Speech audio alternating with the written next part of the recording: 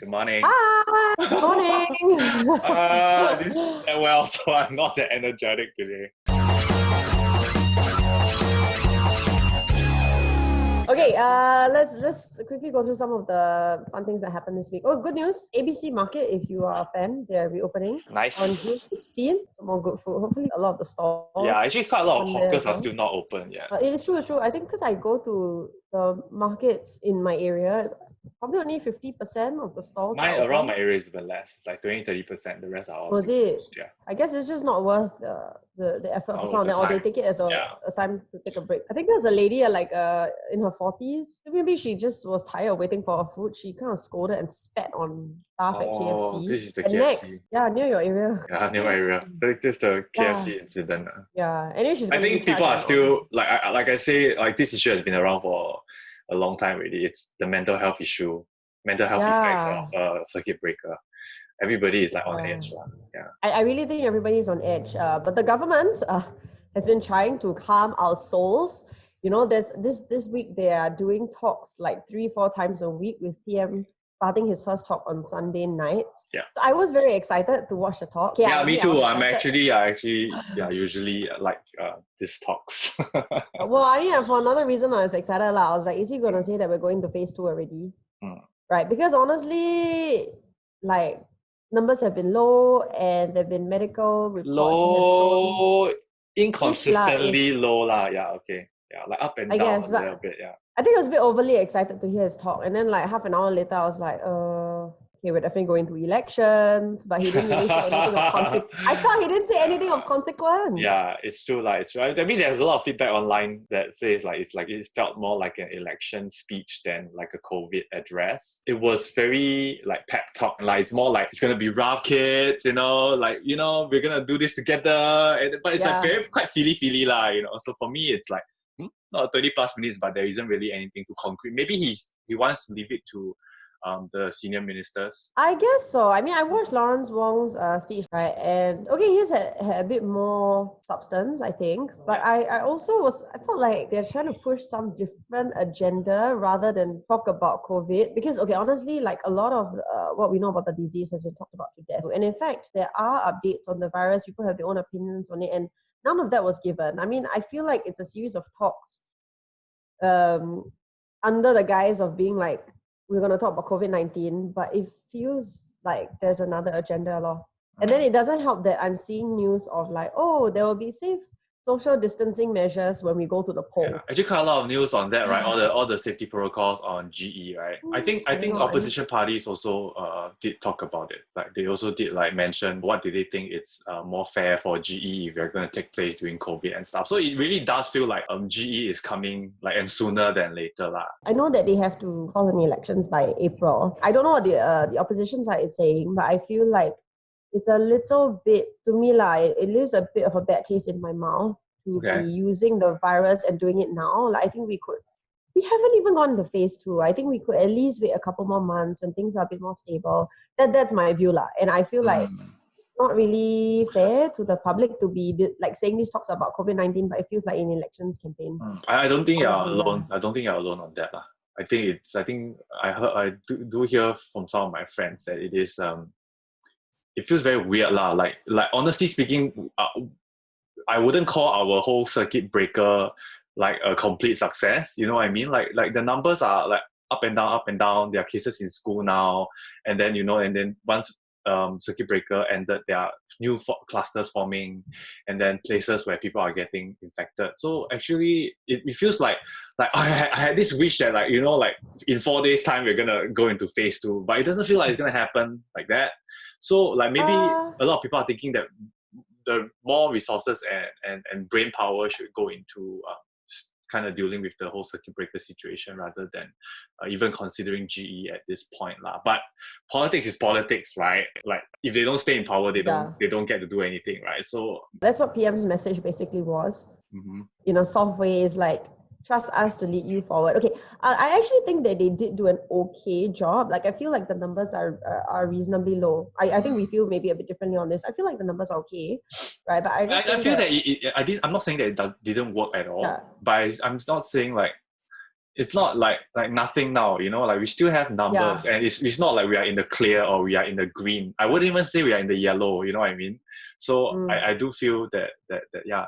I think the other thing that I'm hearing, because I got sent a few messages on WhatsApp forwarding this petition, that they wanted to give us a tracing That's a hot wearable. topic, man. So I have a few people sending me this thing to sign a petition to say that we do not want a tracking device. Yeah, I think there's a huge petition going on. I think like what I heard, don't quote me on this, like 20,000 people have signed it already. I'm not sure. I think the numbers are quite high. I just want to get your thoughts on it. Actually, I want to hear your thoughts. I'm very excited to hear your thoughts on this. Say first. When the Trace Together app came about, like my mom and my parents, they were very excited, as they are. You know, they're very supportive of like whatever the top has, because they see it like they're really trying to take care of us. So my mom said, you must download this Trace Together app.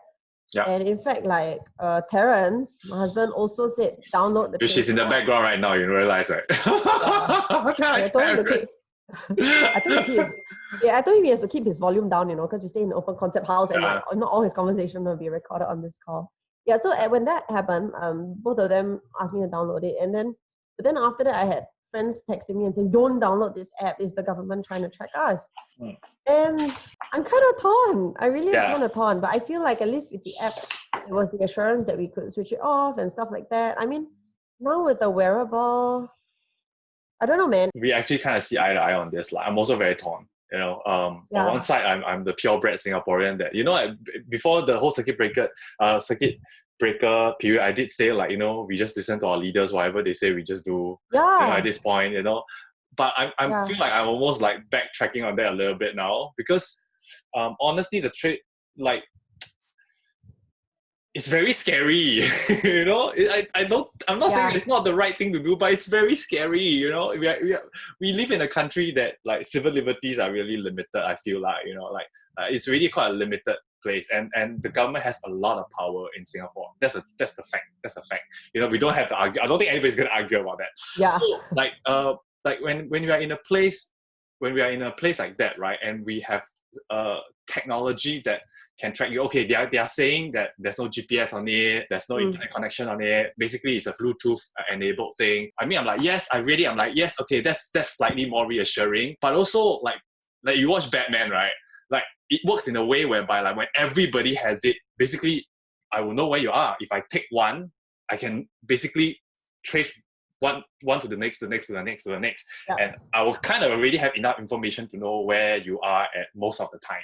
You know, so for me, I don't watch Batman. Can I just say so? I have no idea that reference, but but I get you on the scary part. Right. Yeah. So like to me the details is important here. So yes, it's not GPS everything. So I don't really know fully. I just know it's Bluetooth. But I still have a feeling that this much data with this many people all connected, you are gonna get something. The privacy is going to be an issue regardless, I feel. Okay, so this is one thing. The second thing is that like, we are in a place whereby laws get set very easily and very quickly, you know, and people, I mean, look at the PMD, look at the mask. It's quite scary how quickly it's our strength. It's Singapore's strength, but it's also very scary, you know. And then basically, like, we are one law away from, I don't know, losing our privacy, and people are very passive here in Singapore. So like, people can be like, oh, okay, never mind, and then like is it really never mind? I don't know. I just don't know. So I feel very insecure.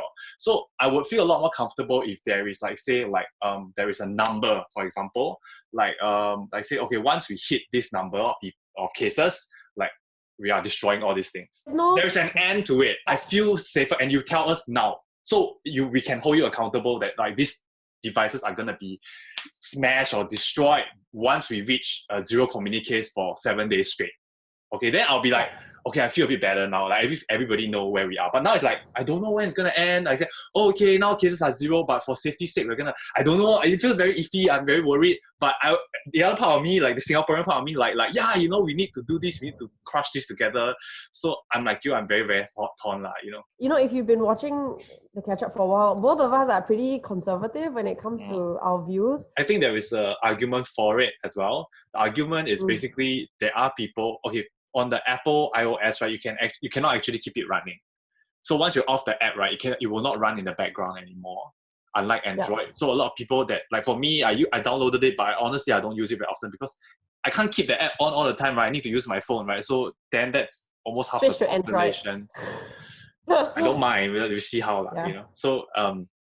So that's half of the population almost, right? And then there are the people who don't have smartphones, like the older people, they don't have access. So that wearable do give them access to that. And I need to stress that I really do see the importance of it. I'm just worried about the civil liberties part. So if we can get some sort of like assurance, and I think the government knows about this because they have been saying again and again, like, oh no, this is not a GPS, this is not because I think they know people are worried, and I think it's valid that people are worried. So if we really do have like an end point for this thing, you know, then I feel a lot more comfortable. So guys, let us know how you feel about this. I mean, you have a voice also, so tell us what you feel. Yeah, you know, it is good. Let us know. Let us really know like what you think. Yeah. Okay. On a happier note. Wait, I want to talk about something else. Actually, I've been doing some. Okay, I know everybody has a huge information fatigue when it comes to COVID-19 now. Like, you don't really want to watch anything or read anything about COVID-19 anymore. Unless it's to know that we're in phase 2. Yes, unless it's we are done kind of news. But for me, I've kind of persisted lah. So I actually did manage to find some new scientific information. So basically, WHO actually came and said like asymptomatic spread of COVID-19 is very rare. They are now separating into 2 different kinds. There's asymptomatic and pre-symptomatic. Asymptomatic are the people that doesn't show any symptoms, and these people are actually low risk of transmission. But there's a difference between asymptomatic and pre-symptomatic. Pre-symptomatic are the people who are not showing symptoms yet. So like there's like a period of time whereby you have the virus but you're not showing any symptoms, and then the virus kind of gets serious enough that your body starts to crash. So these people are actually the pre-symptomatic people are actually they can still transmit the virus. So there's these 2 different. So keep in mind, this is important. Okay, next, there's also CDC also came out to say that the virus actually doesn't spread that easily on surfaces. I mean, it's not that it's impossible to transmit that way. It's just that the chances are not as high as we thought it is. You know, probably if like 5 seconds ago someone's saliva was there, you touch the saliva and probably you might still get it. But you know, if it has been there for a while, it's not as. But also, if you were to touch the saliva but you keep washing your hands, then you're also helping yourself to mitigate your risk. So I think it's also personal hygiene comes into play. So there's also, I've also read something that says that the amount of virus that it gets into your body is actually, it matters. So for example, like we're very worried about people that are running and then like, what if they run past me and immediately I get it? The odds of that is actually very low because the viral load is very low. So like a chance encounter, like let's say a hawker center, is not gonna. If you walk past someone, the rate of transmission is going to be very low. But if you stand there and you talk to the person, then the risk is high. So social distancing and the amount of time you spend in contact, especially talking to people, shouting, those are actually the riskier things. And indoors are actually the riskier things because airflow matters. So once you're in a place whereby airflow is bad and very confined, then the risk kind of skyrockets. So if you keep away from big crowds and then you don't have very long conversations with people that are close to you, and then you don't go into a store with a lot of people, then you can actually take steps to reduce that risk because that's the whole game. You kind of have to play this game yourself and place yourself in the low risk category. I think that is how you actually move on from here. That's going to be the new normal from here, and not like don't do anything, don't care about anything. Like these 2 extremes are not advisable. I think this is a good and practical advice for everyone. And maybe less. I mean, I'm kind of happy. I hate aircon, so maybe more places will go more open air. More fans. Yeah, for sure. I mean, open air is going to help a lot. All right, man. Really happier note. Good, right? Hey, you've got research one day. Okay lah. This week you're very good. Do a lot of research. But really, honestly, thanks. That was very helpful. I think that's very helpful, and that's very helpful going forward. Like you said, I think we cannot live like this forever. But also we cannot say like screw it. Let's just like not bother and go like party or clubbing. But sometimes you feel like doing that. Sometimes you feel like doing that. Like, I don't care already. So immediately. Sometimes you really feel like doing that. Okay. Right, man. I think someone who probably felt like doing that because she celebrated her 20th anniversary of starting her career in showbiz is Stephanie's son. And that was on the 9th of June. So it was kind of cool. She put on an impromptu concert. I don't know how impromptu it was, but actually, I just watched it just before we are chatting right now, and I actually had quite a shitty day. And then I was just scrolling through Instagram, and then like I saw her concert online, and it's really like a 40-minute concert with like a full band, you know, in her house. They are all wearing masks, and then it's like social distancing and everything. But she basically, it feels so nice to hear a very like calm and very grateful voice, and it's really a present because it's not cheap to do something like that, and it's her, it's Sun Yanzi, it's like you know, it's us, you know. When I hear it, I just feel so much more calm, and I feel so like, you know, it's not all bad, you know. We can take things a step at a time, and it's okay. Things are gonna be okay. I really think that everybody should go and listen to it. Like, it feels good. Okay, I'll definitely go and listen to it. I actually know some Sun Yanzi songs because these are some of the mentioned songs that I had to learn when I started work.